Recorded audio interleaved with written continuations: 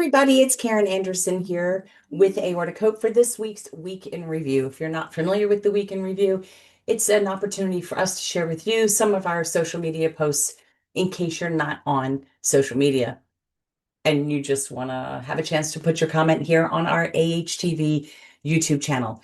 Before we get started, please click like, please click subscribe, click the little bell so you're notified every time we go live so that you don't have to try to remember. Because as we know, in this community, remembering can sometimes be hard. All right, so we're going to get started here. I'm going to share my screen and let's see what we got. Okay, let's get started with last week. Didn't really have a Monday as far as anything medical, but it was National Nonprofit Day. And so we wanted you to be part of that special day. And we wanted to take a moment to just basically thank you for helping us here at Aortic Hope turn passion into purpose and hope into action. National Nonprofit Day is really just a time where we get to celebrate all of the organizations and the volunteers and the advocates who really turn their compassion into action and hope into lasting change. Together, we prove that even the smallest act of kindness can make an extraordinary difference in someone's life. So thank you again so much for being with us and being part of National Nonprofit Day. Pardon me too, because I'm getting a little scratchy throat here, so bear with me. All right, let's move on to Tuesday. We had Kiana with us for our topic Tuesday, which is our medically based days. And we were continuing the August theme, which is about the common myths in heart surgery by discussing one of the most common myths, and that is surviving an aortic dissection might mean you only have 5 years to live. And I will tell you that when I had my dissection in 2015, that was one of the first things I found when I, of course, turned to Facebook. It said, 10 years to live. You'd be lucky if you had 5. And I'm going to tell you about my personal journey with that when we're done reading this article. But hearing this myth might cause a lot of stress and anxiety, and it did for me, for patients and for families. And the good news is it just simply is not true. The myth comes from older studies that were conducted before today's advances in imaging, medical management, operative techniques, and long-term follow-up. That's a key statement right there. And thanks to these advances in the medical community, many patients now live for so many years and decades, even after surviving sometimes 2 aortic dissections. And recovery after a dissection does not mean that you leave the operating room or the hospital and your long-term well-being is dependent upon anything other than regular follow-up appointments, strict blood pressure control, taking your prescribed medications when you're told to take them, living a more healthy lifestyle, and having those periodic imaging to monitor your aorta. These steps really help everyone continue to live full lives and active lives. And every person's experience, we know, after an aortic dissection is unique. Factors such as the type of dissection they had, their overall health, any comorbidities, maintaining that consistent follow-up care and influence, all of those things influence recovery and long-term outcomes. So we know that every patient's journey and timeline is going to be different, making it kind of impossible for any single statistic or timeline to predict an individual's future. This August, we've really been spending our time replacing myths with the facts to reassure the support that we continue to give the community. And with today's cardiac surgical landscape, ongoing monitoring by interdisciplinary teams and a strong support system inside and outside the hospital, we encourage patients to look ahead with hope, with confidence, rather than fear rooted in outdated information and misconceptions. And the one point I told you to remember, when these stats were out, there was a time where these stats were accurate, where people were not necessarily living long quality of lives. And that's because way back, the doctors felt that the main reason for having dissections had to be connective tissue related, falling under the categories of vascular Ehlers-Danlos, Loeys-Dietz, Marfan syndrome. So if you didn't have that, you were a one and done in their mind. They gave you the surgery, you're fixed. There was no evident reason why they needed to continue monitoring you until they saw that we were not living long lives. And then the shift changed. And so now we are monitored right alongside our peers who have a known connective tissue disorder. And so therefore we're living the same longevity because we're continuously monitored. Now I say people that know that they have a connective tissue disorder, because those of us that are testing with a negative, don't forget you need to go back and be retested probably in 5 to 7 years, because new genes and mutations are being discovered all the time. So if they found you as a negative today, that does not mean in 6 years they may not find you as positive or having a variant of unknown significance, or it's a VUS.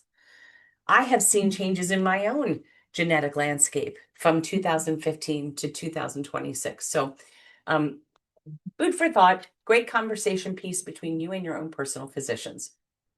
Okay, we're moving on to a friendly reminder. You're going to hear a lot of this in just a few short days when we come up to September Aortic Disease Awareness Month, and that is hashtag ASAP.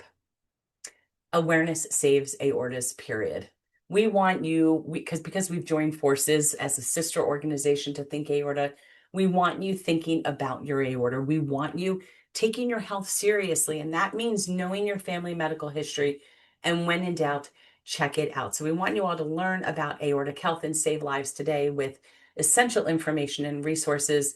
If you know today, you can protect tomorrow, right? So know the warning signs. Know your risk, know your family medical history. Aortic disease can happen to anyone, and family history can be a really important clue. It's an indicator for what may happen in the future. And if something doesn't feel right, don't ignore it. When in doubt, check it out. I think there's a saying we had, and I can't remember it, so never mind me in the saying, but it was something about we would rather have something be diagnosed, obviously, than an emergency. And I wrote it down because I have a book full of sayings that I come up with, or I've heard, or I think I came up with it, but I actually heard it and I can't remember. So this one's easy, right? We want to bring awareness ASAP, because awareness saves aortas, period. It's brilliant. I think it's brilliant. I hope you think it's brilliant too. Share that hashtag. All right, Emmanuel Baca, the African perfusionist. It's his perspective part 2. And in September, you're going to hear him talking a lot about a variety of different things from the cardiac perfusionist perspective. So let's get down to this. So he is a cardiac perfusionist, and he joined Aortic Hope as a volunteer, as one of our medical social media contributors, through his educational series, Inside Aortic Surgery, the Perfusionist Perspective. Emmanuel is taking us behind the scenes of a job that we really didn't even think about. We just knew that somebody put us on a heart-lung machine for those of us that had open heart surgery. But he's going to talk about the complex cardiac and aortic surgery issues, and introduce our community really to the perspective of a very vital member of our surgical team that we don't really ever hear about. And that's because when we think about aortic surgery, we think about the thoracic surgeon or the vascular surgeon and the cardiologist and blah, blah, blah, blah, blah. We don't really think about the perfusionist. I didn't even know there was a perfusionist. So, but it's good to know that behind each and every one of us, there's this enormous team that is preparing for every single possibility, every single potential complication, and focusing on us and making sure we get through our surgery. So just so you know, the perfusionist plays a really important role. I mean, they have to operate the heart-lung machine, yes, when it's needed. And they also need to help manage blood flow, oxygenation, temperature, and lots of other critical aspects of cardiopulmonary support. It's a lot more than just managing the heart-lung machine. You have to remember that we don't all pump blood at the same rate and the same volume. We're different sizes, we're different ages, different situations. So they have to figure that out. That's why a lot of questions are asked, and that's what they manage.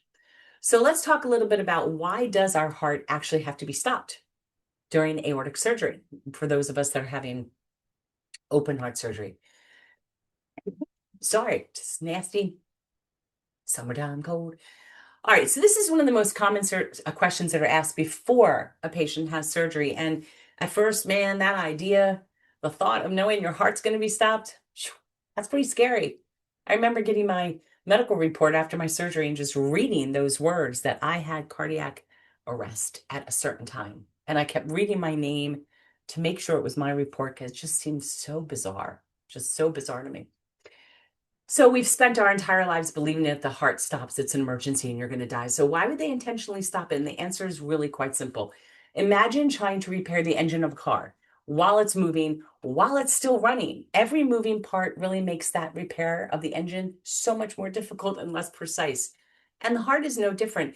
Many operations, aortic operations, surgeons are repairing blood vessels that are directly connected to the heart. And so to perform those delicate repairs safely, they need that heart to be completely still at a state of rest and free of blood, right? A beating heart would almost make it impossible to do surgery on a heart. But here's the important part. The heart is never left without support. Before the heart is safely stopped, they connect us to the heart-lung machine. And as the perfusionist, Emmanuel operates this machine. And once you're connected, it temporarily takes over the work of your heart and your lungs, continuously circulating oxygenated blood throughout your entire body. Your brain, your kidneys, your liver, your other vital organs are continuously receiving the oxygen they need while the surgeon is performing the repair. And to safely stop the heart, the surgical team is going to have to give this special solution called cardioplegia. He likes to think of cardioplegia as giving the heart a chance to rest. It's like we're under anesthesia. Let's give the heart some anesthesia too. Everybody gets under anesthesia. You get some, you get some, and you get some. And that allows the heart to stop beating in a controlled manner that's safe, while also protecting that heart muscle during the surgery. So instead of working continuously, the heart can actually now conserve its energy. So the repair is going to be done, and then it can begin to heal. Stopping the heart isn't the goal. That's just creating the safest possible environment and conditions for successful repair. That's the goal, the successful repair. And one thing that he's learned from working in aortic surgery is that this moment is never, ever rushed. Before the heart is stopped, every member of the operating room team is ready. The surgeon, the anesthesiologist, the perfusionist, the nurses, the technicians, they all communicate through every single step that they're going to do, making sure everyone is prepared before moving forward. Every decision is deliberate, every step is planned, and every person has a role. And once the repair is complete, their attention shifts to helping the heart beat on its own again and supporting it as it takes over the work it has done every second of your entire life. And we're going to talk about that some more in the future. Thank you, Emmanuel Baca, the African perfusionist. We love that you're part of a team. We love the work that you're doing. It resonates so much. If you guys haven't had a chance to check him out, go check him out. Okay. Third patient guide. It's a guide. It is a third patient guide. It's important. For nearly 10 years, we have shared powerful stories. It's your stories through our Survivor series that have really educated, comforted, and really created validation for people that are listening to it and reading it. And this is for people around the world, mind you. Now we have our next patient guide, which is called Aortic Hope, Real Stories, Real Recovery. I think it's actually called, we have real life and real hope. Not sure. I think we're trying to debate and see what rolls off our tongue the best. We gave you the Aortic Dissection, the patient guide, courtesy of our friends at Aortic Dissection Awareness UK and Ireland. Then we created Aortic Disease, the patient guide, and now we're bringing you this book, which is really being shifting the focus onto beyond the aortic event or diagnosis. So we want to have as many survivor and caregiver stories as possible. We invite you to please participate. What we're looking for is a short recap of this 1-page max of your story, your affiliation to aortic disease. And we want the bulk of it to be where you are now. So if you're post-diagnosis, pre-surgery, let us know. How are you feeling? How's life? How are you mentally and emotionally? If you are post-surgery, how are you doing? How many years or months or weeks or days or hours are you post-surgery at the time of writing this? Where are you in your journey? And one of the things that we recognize is not everybody's going to be in a great place. And that's important and it's valid. And we need to know all sides of the coin of what recovery and that journey looks like. We also would love you to submit a photo. Please, no medical tubes and all of that. We're going to use first name and last name initials, so there's kind of a degree in anonymity, but we want you to understand there's no compensation, and that by giving us this photo and your story, you are giving us permission to share it across our social media pages through advertising that this free download will be available in the future. We want you to really help us celebrate a decade of storytelling and continue bringing hope to patients and families everywhere. So if you're interested, just shoot us an email at stories@aortichope.org, and we will get back to you and get that ball rolling. Okay. 8th annual This Is What Hope Looks Like campaign has started to collect its photos, and you have until, I think, September 14th. God, Aortic Disease Awareness Day is less than a month away on September 19th. And we would love to feature you because that's what we've done. We've featured you, your care partners, your physicians, your dogs, your other pets, your children, to scenery. A lot of people, when they send in pictures of eagles soaring, I think it's metaphor and it's great. So we want to show the world those people that you have something in common with. We want everybody to be part of this video because this is what hope looks like. We really don't have anything in common with people necessarily who have passed, right, of this disease. You are working through every day living with this disease. Your care partners are working through every single day, supporting us and being supported themselves, hopefully. And it's time to showcase you and celebrate you during this month. So send those photos in of you, a medical staff, your like I said, your pet iguana, it doesn't matter. Rocking swag, that would be ideal. Send it to, I think I have here my email, Carin at aortichope.org. But yes, send it to me, Carin at aortichope.org. Please put hope in the subject line because I'm also collecting photos to create profile pics. On that, it's a different word in the subject line. You will be featured on September 19th. These videos, I think there's a link right here in the post last week of what it looked like last year. And I'm going to click it real quick to give you a little clue. You can't hear the jazzy music that's playing in the background. I'll hear it. But this gives you an idea of some of the photos that have been submitted to us in 2025. And you can see that this video is almost 5 minutes long. So that's a lot of people that contributed. So again, we want you to be part of this video. Send it to Carin at aortichope.org. All right.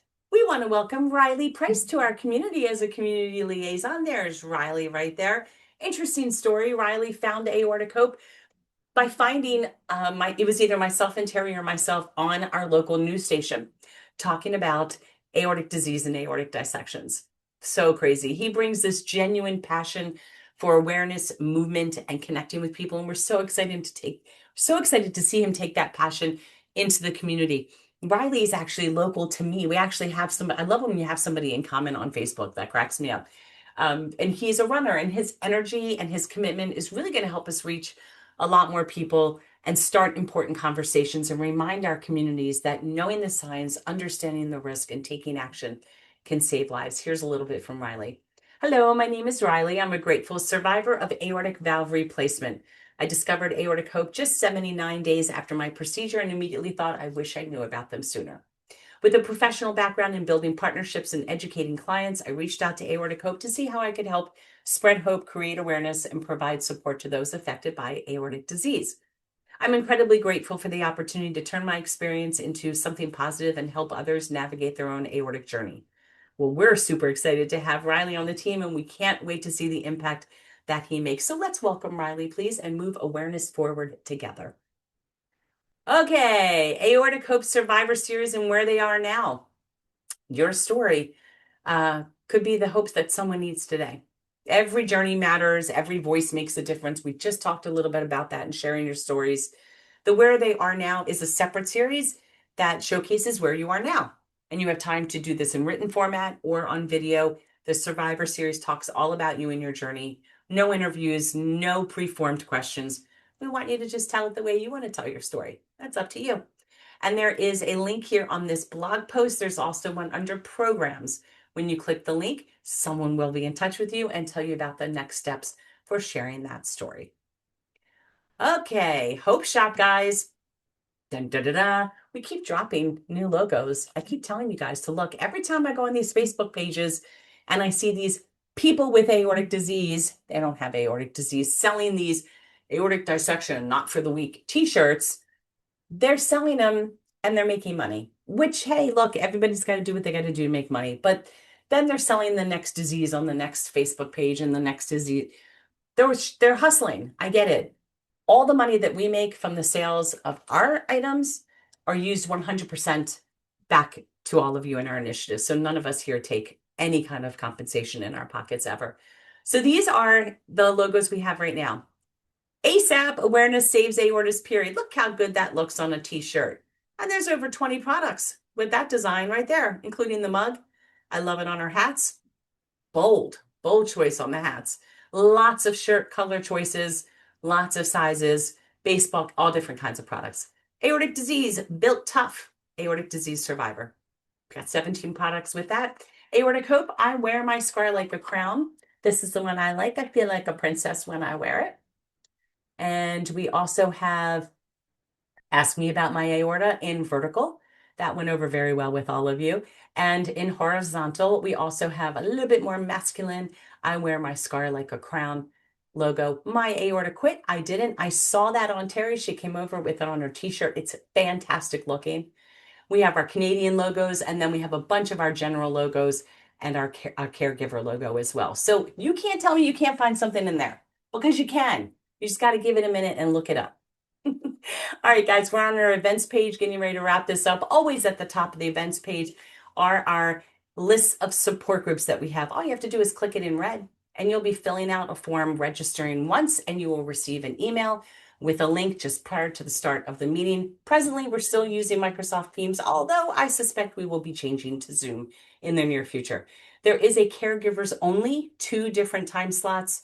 There are a joint survivor and caregiver, 3 different time slots, 1 for Canadian, and every other month we have 1 for bereavement. And the next one's coming up in September. So today is all the way down to the 24th. Where are we here? And it says it was Sarah doing this, but I'm doing it right now, so it's done. We have our Women Inspiring Support and Empowerment. Our meeting is this evening. It's always on the last Monday at 7 p.m. We have our last support group meeting of the month on the last Wednesday of the month at 7 p.m. We have Therapeutic Thursday this Thursday with John Quick, and we have a week in review with Sarah coming up on the 31st. And then there's a lot forming in September, including we're going to have an Ask a Doctor with Dr. Prakash, our bingo coming up on the 17th. We're going to have a couple different live events. They're all still pending and coming together, all for you for September Aortic Disease Awareness Month. And we have a bingo event happening. This is to celebrate Terry Cook, our new president's 5th aortiversary, and that is happening on Saturday the 10th in Maryland. You can pre-register. You can also just make a general donation if you're unable to attend. So that is this week's Week in Review. I'm going to go ahead here and stop my share if I can figure out how to get in here and do that, because it's a weird screen. It's a weird screen, so I have to finagle. I'm finagling a lot, you guys. All right, that's this week's Week in Review. Thank you so much for joining us. Do me a favor, click like, click subscribe, and share this, because somebody will find something in this Week in Review very valuable. And until next time, I'll talk to you guys soon. Take care. Bye.